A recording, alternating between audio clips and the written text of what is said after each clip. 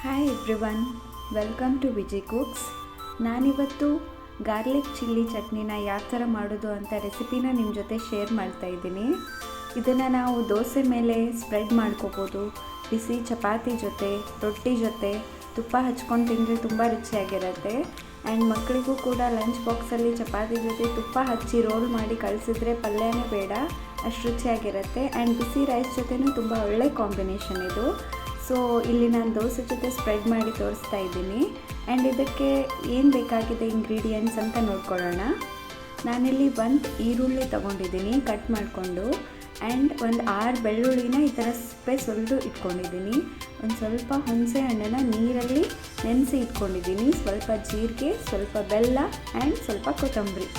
And ಈ ಕಡೆ ಒಂದು ಹಿಡಿಕಿನ ಸ್ವಲ್ಪ ಜಾಸ್ತಿ ಆಗುವಷ್ಟು ಮೆಣಸಿಕಾಯಿನ ತುಂಬು ತೆಗೆದು ಇಟ್ಕೊಂಡಿದ್ದೀನಿ. ಸೊ ಮೊದಲಿಗೆ ಒಂದು ಬಾಣಲೆಗೆ ನೀರು ಹಾಕಿ ಗ್ಯಾಸ್ ಆನ್ ಮಾಡಿಕೊಂಡು ನೀರು ಕಾಯಕ್ಕೆ ಇಟ್ಕೋಬೇಕು. ಆ ನೀರಿಗೆ ಈ ಮೆಣಸಿನಕಾಯಿನ ಆ್ಯಡ್ ಮಾಡಬೇಕು.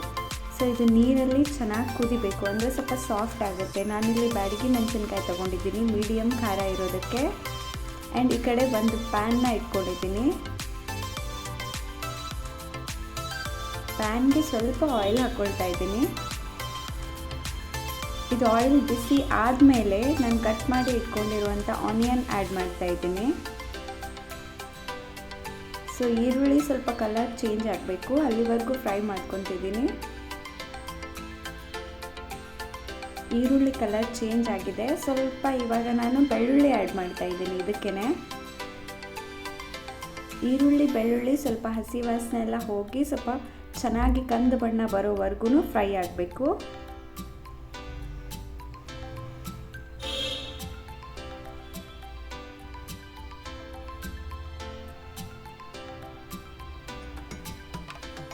ಆ್ಯಂಡ್ ಈ ಕಡೆ ಮೆಣಸಿಕಾಯಿನೂ ಕುದೀತಾ ಇದೆ. ಸೊ ಇದಾಗಿದೆ, ನಾನು ಸ್ಟವ್ನ ಆಫ್ ಮಾಡಿಕೊಂಡೆ. ಸ್ವಲ್ಪ ಸಾಫ್ಟ್ ಆದರೆ ಸಾಕು. ಆ್ಯಂಡ್ ಇದು ಕೂಡ ಬೆಳ್ಳುಳ್ಳಿ ಈರುಳ್ಳಿ ಕಂದು ಬಣ್ಣ ಬಂದಿದೆ. ಸೊ ಇದನ್ನು ಕೂಡ ಗ್ಯಾಸ್ ಆಫ್ ಮಾಡಿಕೊಂಡು ಇವಾಗ ಬೇಯಿಸಿಟ್ಕೊಂಡಿರೋವಂಥ ಮೆಣಸಿನ್ಕಾಯಿ, ಫ್ರೈ ಮಾಡಿರೋ ಬೆಳ್ಳುಳ್ಳಿ ಈರುಳ್ಳಿ, ನೆನೆಸಿಟ್ಕೊಂಡಿರೋ ಹುಣಸೆ ಹಣ್ಣು ವಿತ್ ಪಲ್ಪ್ನೇ ಆ್ಯಡ್ ಮಾಡ್ತಾ ಇದ್ದೀನಿ ನಾನು. ಜೀರಿಗೆ, ಸ್ವಲ್ಪ ಕೊತ್ತಂಬರಿ ಆ್ಯಂಡ್ ಬೆಲ್ಲ. ನಿಮ್ಗೆ ಎಷ್ಟು ಬೇಕೋ ಅಷ್ಟು ಹಾಕ್ಕೊಳ್ಳಿ, ಬೆಲ್ಲ ಬೇಡ ಅಂದರೆ ಸ್ಕಿಪ್ ಮಾಡಿ. ನಾನು ಹುಣಸೆ ಹಣ್ಣು ಹಾಕ್ಕೊಂಡಿರೋದ್ರಿಂದ ಬೆಲ್ಲ ಹಾಕ್ಕೊಂಡಿದ್ದೀನಿ. ಆ್ಯಂಡ್ ರುಚಿಗೆ ತಕ್ಕಷ್ಟು ಉಪ್ಪು, ಇದೆಲ್ಲನೂ ಆ್ಯಡ್ ಮಾಡಿ ಇವಾಗ ಮಿಕ್ಸಿಗೆ ಗ್ರೈಂಡ್ ಮಾಡ್ಕೋಬೇಕು. ಸೊ ಈ ಥರ ಆಗಿದೆ ಇವಾಗ ಇದು. ಇವಾಗ ಒಂದು ಬಾಣಲೆಗೆ ಸ್ವಲ್ಪ ಎಣ್ಣೆ ಹಾಕಿ, ಎಣ್ಣೆ ಕಾದ್ಮೇಲೆ ಸ್ವಲ್ಪ ಸಾಸಿವೆ, ಕರಿಬೇವು ಆ್ಯಡ್ ಮಾಡಿ ನಾವು ರುಬ್ಕೊಂಡಿರುವಂಥ ಚಟ್ನಿನ ಇದಕ್ಕೆ ಆ್ಯಡ್ ಮಾಡಬೇಕು. ಸೊ ಇದೆಲ್ಲನೂ ಹಸಿ ವಾಸನೆ ಹೋಗಿ ಸ್ವಲ್ಪ ಕಲರ್ ಚೇಂಜ್ ಆಗಿ ಆಯಿಲ್ ಬಿಟ್ಕೊಳ್ಳೋವರೆಗೂ ಎಣ್ಣೆಯಲ್ಲೇ ತಾಳಿಸ್ಕೋಬೇಕು. ಸೊ ಇದು ಕುದ್ದಿದೆ ನೋಡಿ, ಈ ಥರ ಕಾಣಿಸ್ತಿದೆ ಚಟ್ನಿ. ಸೊ ಬೆಳ್ಳುಳ್ಳಿ ಚಟ್ನಿ ರೆಡಿ.